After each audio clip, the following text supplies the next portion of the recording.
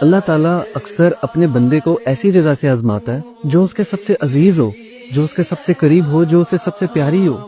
لیکن اللہ تعالیٰ اپنے بندے کی برداشت کی حد کو جانتا ہے۔ اللہ ظالم نہیں ہے۔ اللہ اپنے بندے کو کبھی ایسے امتحان میں ڈالتا ہی نہیں ہے جو وہ برداشت ہی نہ کر پائے۔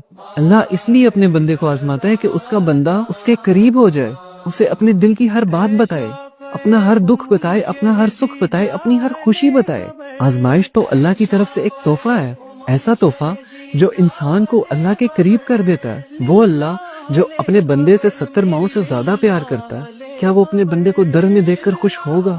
اگر ایک بچے کو تھوڑی سی تکلیف ہو جائے تو ماں بے چین ہو جاتی ہے، ماں تکلیف میں آ جاتی ہے۔